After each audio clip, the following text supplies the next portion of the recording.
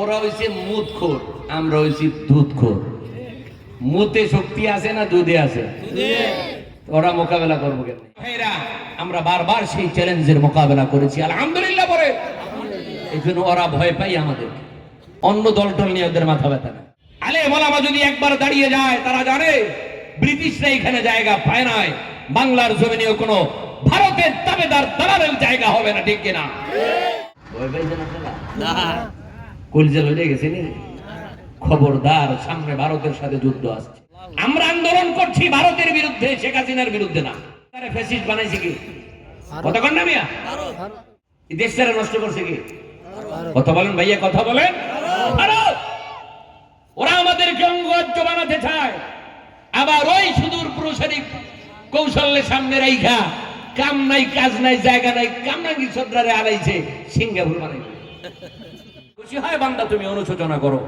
আচ্ছা, আপনারা যারা এখানে বসছেন, একটা কোয়েশ্চেন, প্রশ্নের উত্তর দেন। বলেন তো, আখিরে নবীর উম্মত জান্নাতে বেশি যাবে না জাহান্নামে বেশি যাবে?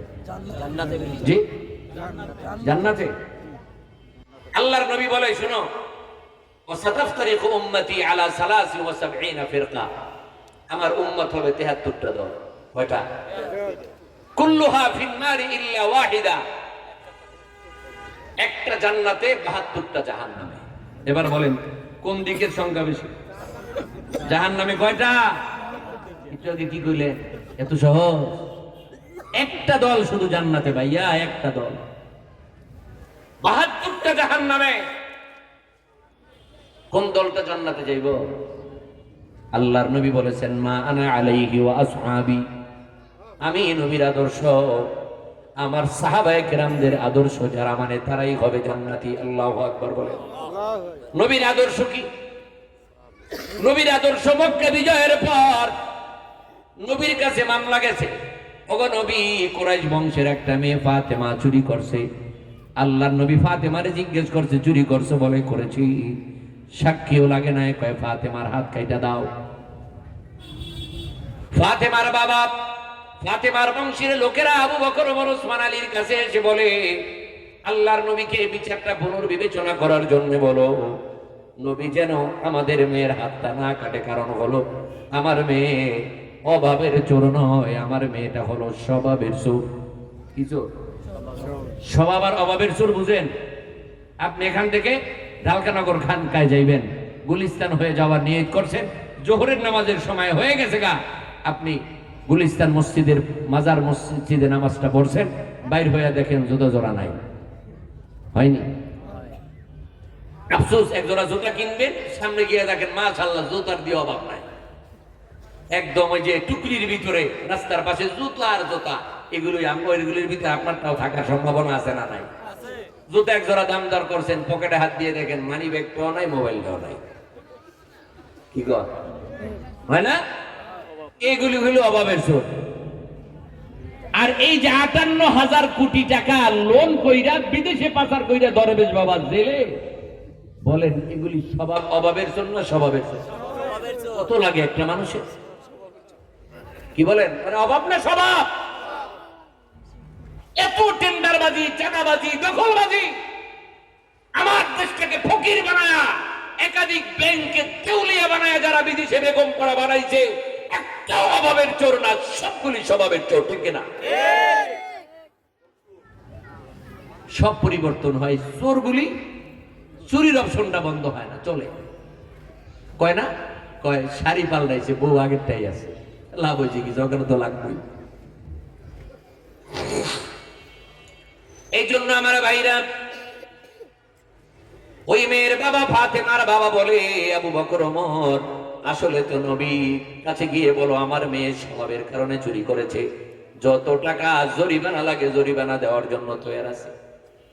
কয়েক গুণ দিব মেয়ের পক্ষকে, বাদী পক্ষকে কয়েক গুণ বেশি জরিমানা দিব, তারপরেও যেন মেয়ের হাতটা না কাটে। আবু বকর বলে, না, নবীর ফয়সালার বাইরে আমার কোনো আবেদন। ওমরের কাছে গেলে বলে, ও আসাদুহুম ফি আমরিল্লাহি ওমর। ওমর বলে, আমি অনেক গরম, কিন্তু নবীর দরবারের সালাতের মধ্যে আমার মতো নরম কেউ, আমিও পারবো না। কেউ রাজি হয় না। কয় যাও হাসান হোসাইনের মতো আদর করে, নবীর একটা নাতি আছে, হযরতে ওসামা রাদিয়াল্লাহু আনহু, কি নাম? ওসামা। এই নামটা অনেকে রাখতে চায় না, কয় আমেরিকা ভিসা দেবে না। ওই যে ওসামা বিন লাদেন, একটা মানুষ কিভাবে নেটো বাহিনী আমেরিকা ইউরোপকে একা এদের ঘুম হারাম করে দিয়েছে। আল্লাহু আকবার বলে। হযরতে ওসামা ইবনে যায়েদ রাদিয়াল্লাহু আনহু নবী অনেক আদর করতেন, কারণ তার বাবা যায়েদ, এর নামটা আল্লাহ কোরআনুল কারীমের মধ্যে উল্লেখ করেছে, আর কোন সাহাবীর নাম কোরআনে নাই। সুবহানাল্লাহ। এমন মর্যাদা শহীদ সাহাবী মুতার প্রান্তরে শহীদ হয়েছিল। তার ছেলে ওসামা কয়টা আমি নবীর কাছে বলতে পারবো, কোনো সমস্যা নাই। ওসামা এক দৌড়ে আল্লাহর নবীর কাছে গিয়ে কয়, দাদা ভাই, আপনি কি ফাতেমার হাত কাটার জন্য বলেছেন? আল্লাহর নবী বলে, বলেছি। বলে মেয়ের বাবা সাহাবায়ে কেরামদের কাছে গেছে, আপনার কাছে আসতে সাহস পায় না। সে তো স্বভাবের চোর, আসলে কোনো অভাব নাই, কুরাইশ বংশের লোক। আপনি সিদ্ধান্তটা পুনর্বিবেচনা করতে পারেন কিনা? বুখারী শরীফের ভিতরে, মুসলিম শরীফের ভিতরে বর্ণনা আসছে। আল্লাহর নবী বলেন, মেয়ে পক্ষ, বাদী বিবাদী, আমার সাহাবী কেরাম সবাইকে মসজিদে জমা করো। আল্লাহর নবী মিম্বারে উঠলেন, ফাকামা ফাখতাবা। আল্লাহর নবী মিম্বারে দাঁড়িয়ে প্রথমে খুতবা পড়লেন। খুতবা পড়ার পরে আমার মায়ার নবী একটা প্রশ্ন করলেন, আবার ওই প্রশ্নের জবাব মায়ার নবী নিজেই দিলেন। কয়, সাহাবীরা জবাব দাও। ওয়া ইন্নামা আহলাকাল্লাযীনা মিন ক্বাবলিকুম, তোমাদের আগেকার জাতিগুলো কেন ধ্বংস হয়েছিল বলো? মুসা নবীর উম্মত, ঈসা নবীর উম্মত কেন পথভ্রষ্ট হয়ে আমরা যে তেলাওয়াত করি, গায়রিল মাগদুবি আলাইহিম ওয়ালাদ-দাল্লিন। এই মাগদুবি আলাইহিম মানে হলো ইহুদি, আর ওয়ালাদ-দাল্লিন মানে হলো নাসারা। কিয়ামত পর্যন্ত এই দুইটা উম্মতকে আমরা আল্লাহর কাছে বদদোয়া, ধ্বংসের জন্য সব সময় বদদোয়া করি। কেন তারা বদদোয়া পেল? কেন তারা কিয়ামত পর্যন্ত অভিশাপ পাবে, লানত পাবে কেন? আল্লাহর নবী বলেন, একটা বদভ্যাসের কারণে কিয়ামত পর্যন্ত সকলের লানত। লুইনাল্লাযীনা কাফারু মিন বানি ইসরাঈল আলা লিসানি দাউদ ওয়া ঈসা ইবনে মারইয়াম যালিকা বিমা আসাউ ওয়া কানু ইয়াতাদুন। কয়, নবীদের লানত, সমস্ত নামাজি মুমিনদের লানত, আল্লাহর লানত এই দুইটা নবীর উম্মতের উপরে কেন জানো? ইদা সারাকা ফীহিমুশ শরীফু তারাকু ওয়া ইদা সারাকা ফীহিমুজ যাঈফু আকামু আলাইহিল হাদ। তাদের একটা বদভ্যাস ছিল, তাদের ভিতরে কোন বংশওয়ালা, বড়ওয়ালা, ক্ষমতাওয়ালারা যদি চুরি করত, তারাকুহু, তার কোনো বিচার নাই। দলের বিবেচনায়, বংশের বিবেচনায়, কয় শেখ পরিবারের লোক, তার মামলা নেওয়ার সাহস কোনো ওসির নাই। কথা বলেন ঠিক কিনা? এটা কেন হবে? ওই বংশের লোক হলে কোনো মামলা নেওয়া যাবে না। চৌধুরী বংশের লোক, ওই বংশের লোক, অমুক বংশের, তমুক বংশের, কয় কামরাঙ্গীর সর ওয়ার্ড সভাপতি, কয় মামলা নেওয়া যাবে না। এই যে বনি ইসরাইলের বদভ্যাস, দলের বিবেচনায়, বংশের বিবেচনায় তারা আদালতের ভিতরে বিচার কার্য পরিচালনা করত। আল্লাহর নবী বলেন, আর দুর্বলরা যদি কোনো অন্যায় করত, ইদা সারাকা ফীহিমুজ যাঈফ, দুর্বলরা যদি চুরি করত, অন্যায় করত, অপরাধ করত, আকামু আলাইহিল হাদ, শতভাগ তাদের উপর বিচার কায়েম হয়ে যেত। আল্লাহর নবী বলে, শোনো, আইমুল্লাহ, আমি আল্লাহর নামের কসম করে বলছি, আল্লাহু আকবার বলে। নবীর কসম খাওয়ার কোনো প্রয়োজন নাই। আমার নবীরে মক্কার কাফেররা কোনোদিন মিথ্যাবাদী বলতে পারে না। আমার নবীরে পাগল বলছে, জাদুকর বলছে, কবি বলছে, গণক বলছে, কিন্তু নবীরে দুশ্চরিত্রবান, মিথ্যাবাদী, খেয়ানতকারী, লম্পট কেউ গালি দিতে পারে না। আমার ভাইরা, যাকে আল্লাহর তাআলা আলামিনের মর্যাদা দিয়েছিলেন মক্কার কাফেরদের জবানে, ওই নবী আবার কসম করে, আল্লাহর কসম, মিম্বারে দাঁড়িয়ে আল্লাহর ঘরে বলে, শোনো, লাউ আন্না ফাতিমাতা বিনতি মুহাম্মাদিন সাল্লাল্লাহু আলাইহি ওয়াসাল্লাম সারাকা, কুরাইশের শাখা গোত্র বনি মাখজুম গোত্রের ফাতেমা চুরি না করে, যদি আমি নবীর মেয়ে ফাতেমা, উম্মুল হাসানাইন, হাসান হোসাইনের মা, জান্নাতের তামাম রমণীদের সরদার, আমি নবীর কলিজার টুকরা ফাতেমা, সেও যদি আজকে চুরির অপরাধে আদালতে অপরাধী সাব্যস্ত হতো, লাকাতাতু ইয়াদাহা, মুত্তাফাকুন আলাইহি। আল্লাহর নবী বলেন, আমি নিজে অবশ্যই আমার মেয়ে ফাতেমার হাতটা কেটে দিতাম। কারণ হলো আমার ভাইরা, নবী যে ফয়সালাটা দিয়েছে, চোরে চুরি করলে হাত কাটতে হবে, বলেন এই ফয়সালা নবীর নাকি আমার আল্লাহর? সূরাতুল মায়েদার 38 নম্বর আয়াত খুলে দেখেন, ওয়াস-সারিকু ওয়াস-সারিকাতু ফাকতাউ আইদিয়াহুমা জাযাআম বিমা কাসাবা নাকালাম মিনাল্লাহ।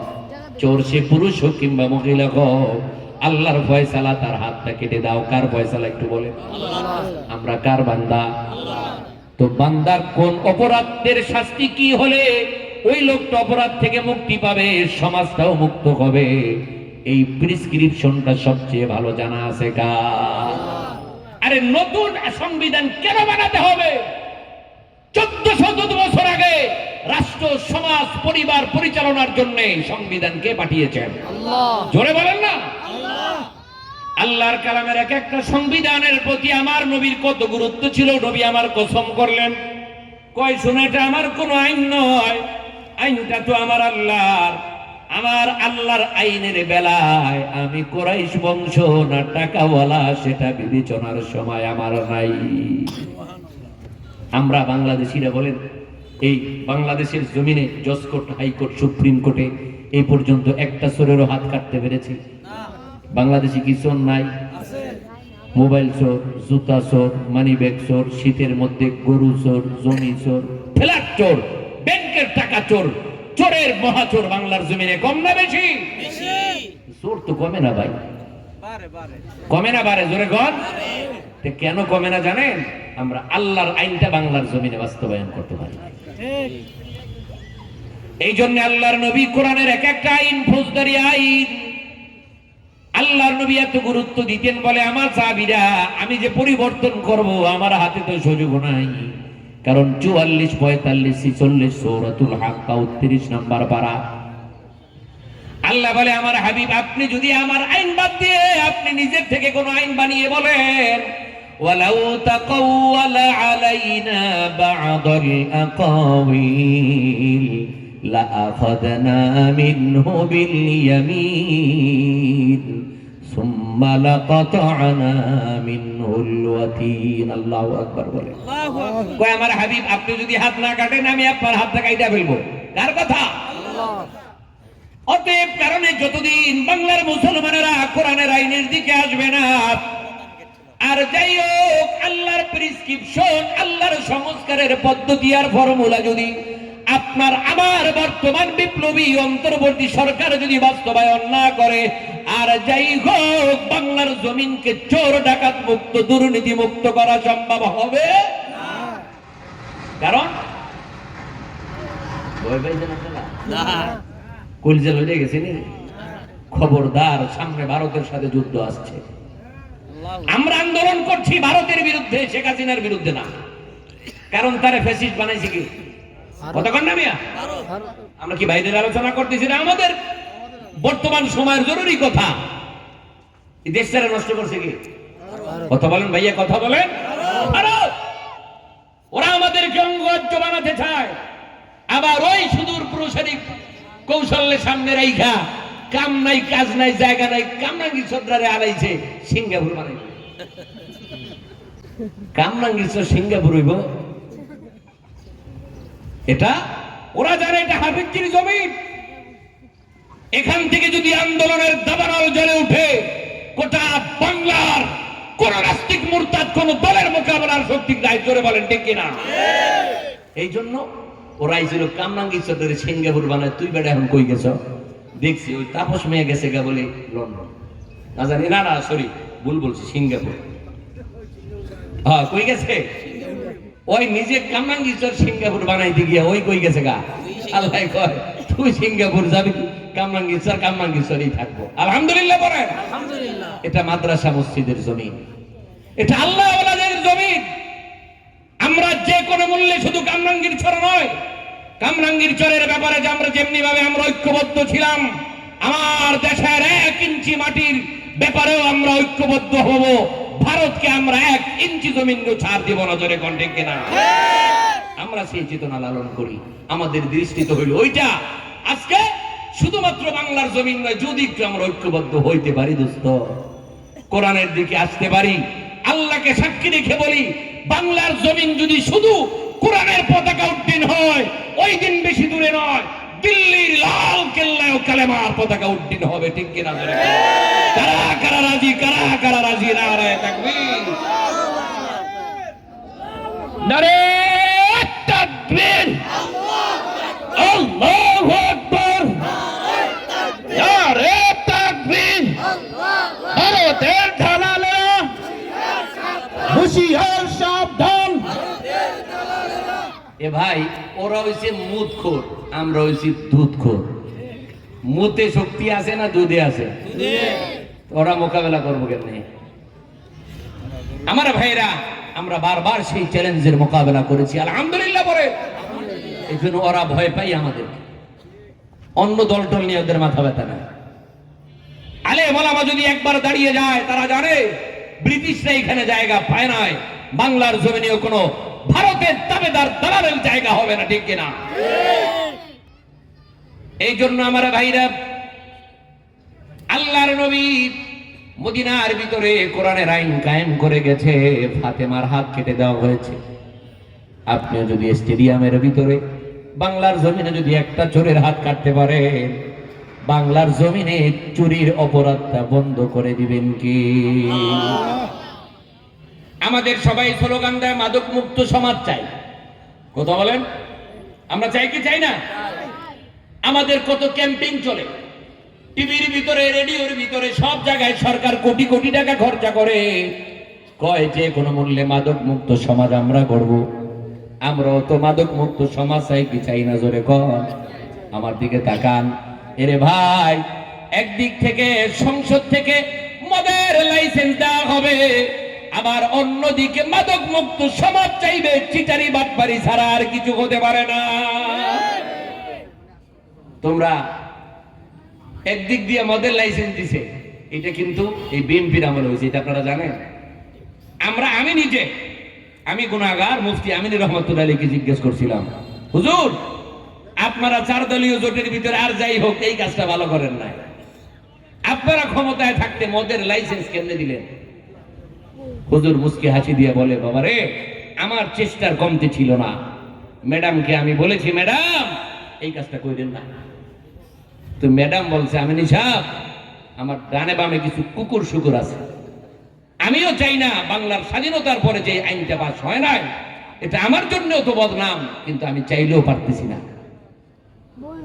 আমার ভাই বলেন, একদিক থেকে বিড়ি সিগারেট এগুলোর কোম্পানি কারখানা বাড়বে, আর অন্যদিকে আওয়াজ দিবে দুর্নীতি মুক্ত, মাদক মুক্ত হবে না, হবে না, হবে না। হযরত ওমর, ওনার ছেলে আমার ভাইয়ের আবু কাবসা, তার উপাধি ডাকনাম আব্দুর রহমান, ওনারে ওমর রাদিয়াল্লাহু আনহু পাঠাইছে ফিলিস্তিনে আল্লাহর ঘর উদ্ধারের জন্য। ওই কাফেলায় শরীক ছিল আব্দুর রহমান।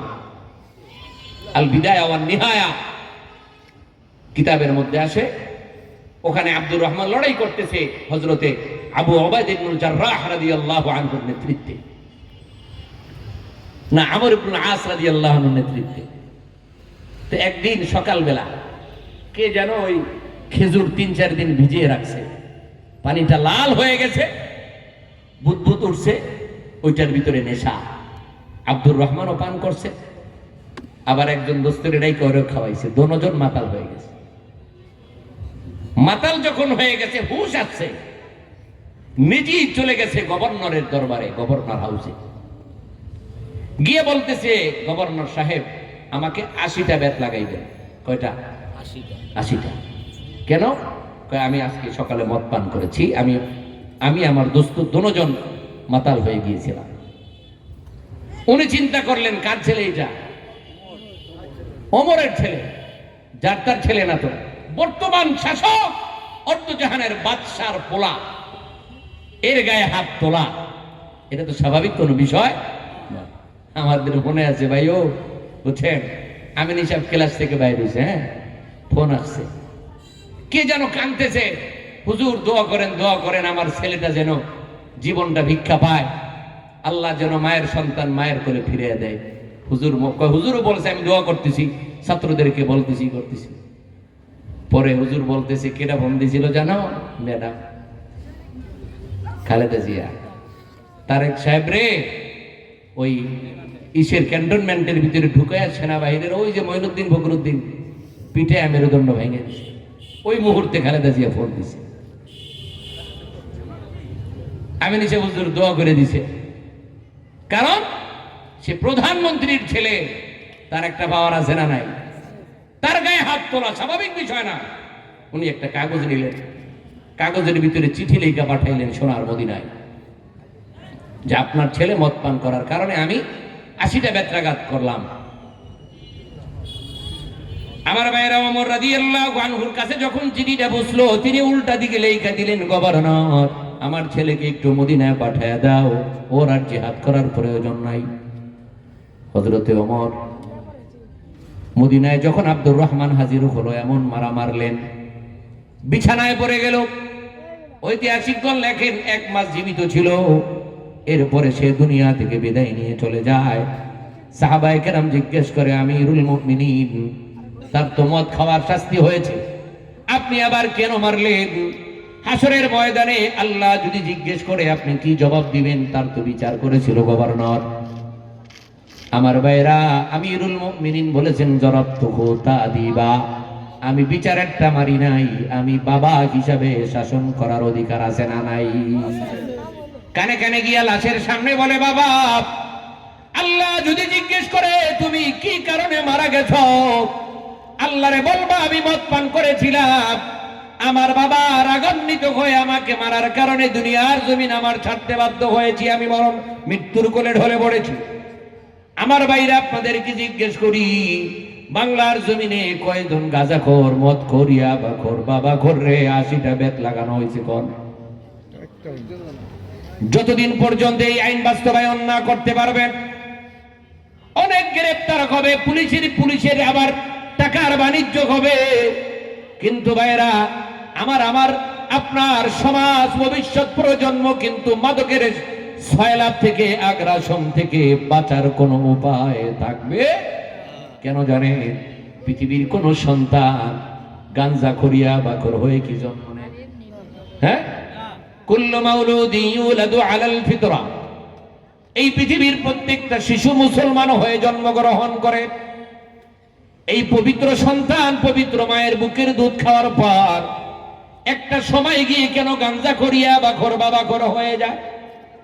একটাই কারণ, বাবা এমন সমাজের সাথে, এমন বন্ধু বান্ধবের সাথে তার মিশা উঠা বসা হয়ে যায়, মনের অজান্তে এক সময় নেশার দিকে চলে যায়। এমন একটা চোরাপথ, এমন একটা ভয়াল পথ, একটা সময় তার জীবন, সাথী সঙ্গীর জীবন, অনেক সময় মেয়েদের জীবনও নষ্ট হয়ে যায়।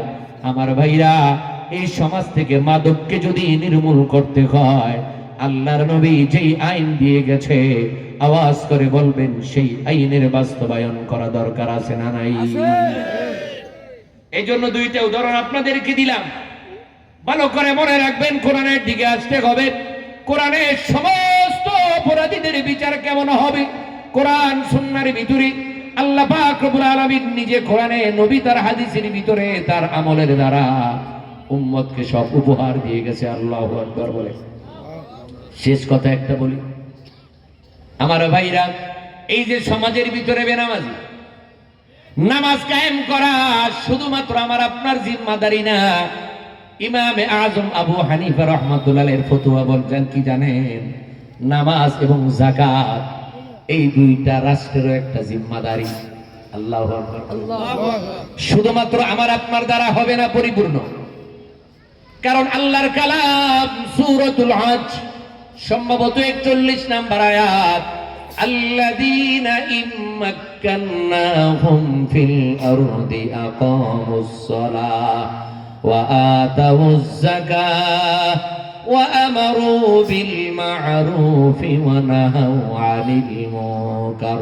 আপনাদেরকে জিজ্ঞেস করি, কারা কারা বাইতুল মুকাররমে 2 ওয়াক্ত নামাজ পড়ছেন? গেছেন? হাত উঠান তো দেখি। বাইতুল মুকাররমে গেছেন না? আচ্ছা, একটু উদাহরণটা দিলে ভালো বুঝবেন। বাইতুল মুকাররমের বর্তমান খতিব কে? মুফতি আব্দুল মালিক সাহেব। ওনার যে বিজ্ঞ জ্ঞানী, বিশেষ করে উলুমে হাদিস, উলুমে তাফসীরের উপর পারদর্শী এবং ইলমে ফিকহ, সমস্ত ফুনুনের ভিতরে যার পাণ্ডিত্য রয়েছে, এমন একজন যোগ্য ব্যক্তিকে আল্লাহ আমাদের খতিব বানিয়েছেন। আলহামদুলিল্লাহ, এটা আমরা চেয়েছিলাম, আল্লাহর কাছে দিয়েছেন। আচ্ছা, আপনারা আগামীকালকে 1:30টার সময় বাইতুল মুকাররমে যোহরের নামাজটা পড়তে যান, অথবা 4:45টায় আসরের নামাজ পড়বেন। দেখবেন দোতলায় নামাজ চলে, নিচতলায় দিদার ইলেকট্রনিক পণ্য ব্যবসা বাণিজ্য চলতেছে। কতক্ষণ? নিচতলা পুরোটা মার্কেট না? মার্কেট। ইমামে আজম আবু হানিফা রাহমাতুল্লাহির ফতোয়া খেয়াল করেন, নামাজের ব্যাপারে, যাকাতের, এটা আমাদের মাযহাবেরটা বলছে।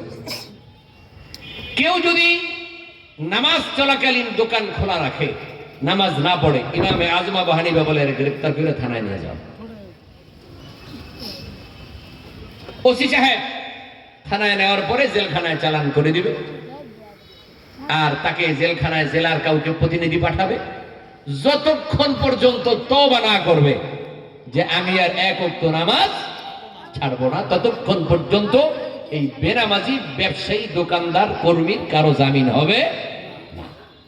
আচ্ছা, এই ঘোষণাটা যদি আজকে ডক্টর ইউনূস সরকার দিয়ে দেয়, যদি কোনো শিল্পপতি, ব্যবসায়ী, দোকানদার, কারখানার মালিক 1 ওয়াক্ত নামাজ কাজা করছে, ধরা পড়ে, স্বেচ্ছায় সজ্ঞানে তার ট্রেড লাইসেন্স বাতিল।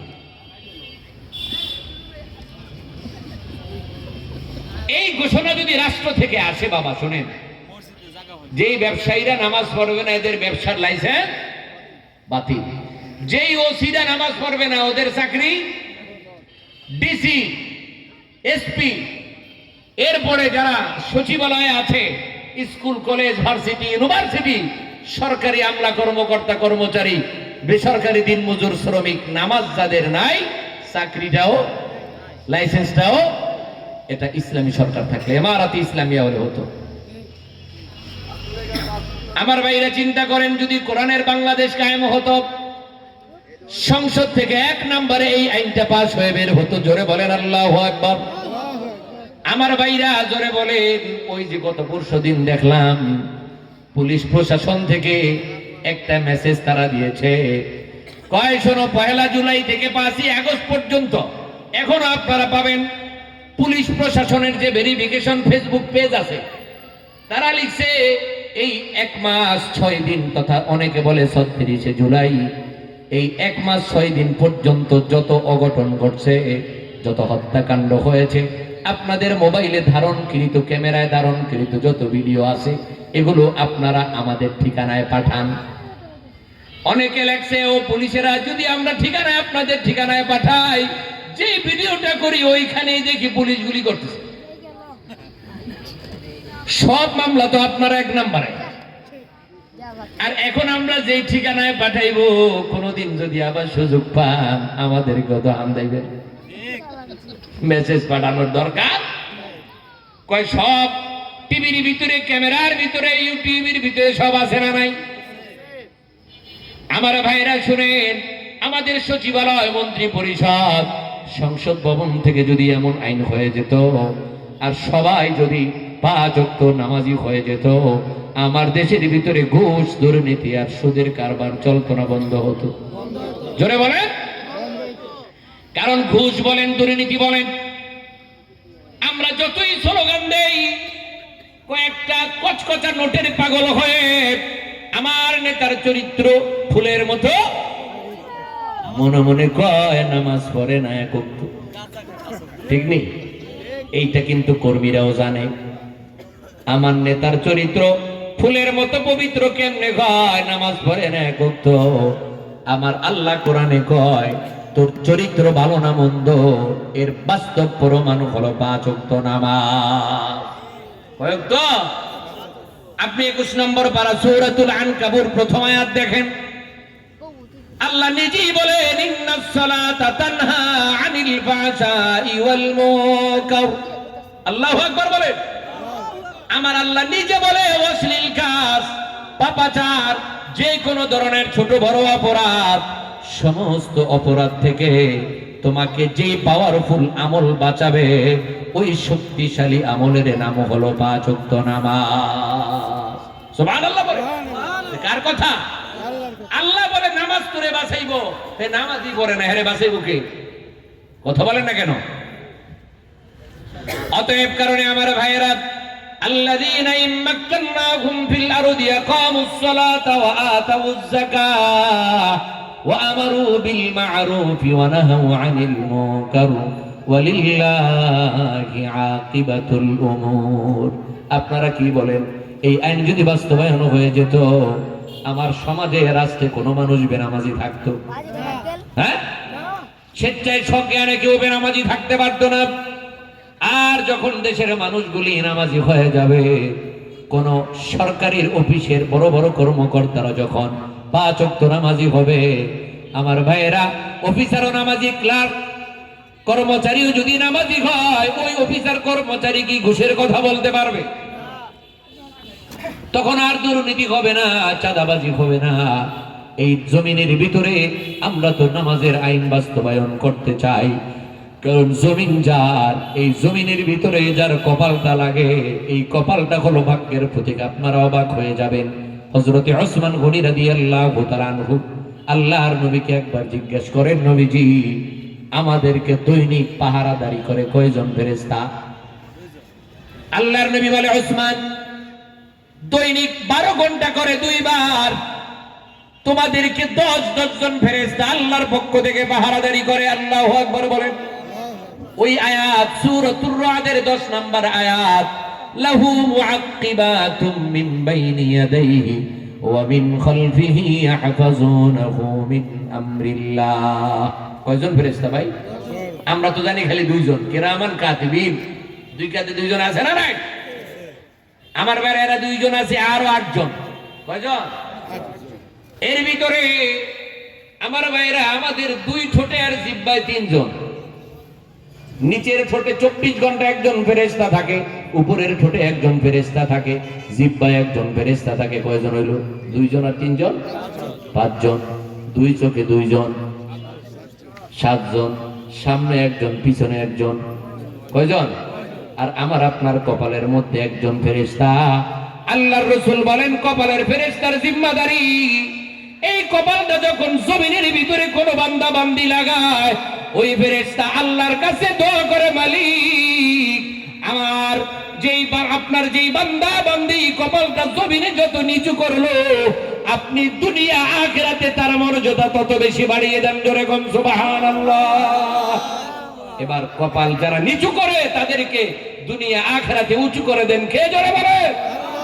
এজন্য মাথাটা আল্লাহর সামনে নত হবে তো ইনশাআল্লাহ। আল্লাহ তাআলা আমাদের তৌফিক দান করুক। জোরে বলুন আমিন। আলহামদুলিল্লাহ পড়েন। যে যেখানে আছি আমরা খুব মনোযোগ সহকারে বসবো, উঠা বসা করবো না। ইতিমধ্যে আমাদের শায়েখ ও মুর্শিদ হযরত মাওলানা মুফতি জাফর আহমদ সাহেব হুজুর দামাত বারাকাতুহুল আলিয়া উপস্থিত হয়েছেন। সরে বলি আলহামদুলিল্লাহ। জোরে বলেন নারায়ে তাকবীর। জাফর সাহেব হুজুরের আগমন, বিশ্ব হুজুরের আগমন। আমরা দিলের কান থেকে অত্যন্ত মনোযোগের সাথে হযরতের আলোচনা, হযরত তেমন দীর্ঘ আলোচনা করেন না, যতটুকুন বলেন 10টা মিনিট করলেও ইনশাআল্লাহ মনোযোগ সহকারে শুনলে। এদিকে তাকান, আমার দিকে তাকান। একটা কথা বলি, আলোচনা কম করা বেশি করার ভিতরে কোনো হেদায়েতের গ্যারান্টি আছে? হেদায়েতের গ্যারান্টি কোনটা? 2 ঘন্টা আর 10 মিনিটের মধ্যে হেদায়েত না। হেদায়েত হলো বক্তা বলবে কার খুশির জন্য, শ্রোতারাও শুনবে আল্লাহর খুশি আর নিজের হেদায়েতের জন্য। এমন আলোচনা যদি 5 মিনিট হয়, আল্লাহ হেদায়েতের উসিলা বানিয়ে দিবেন। আলহামদুলিল্লাহ।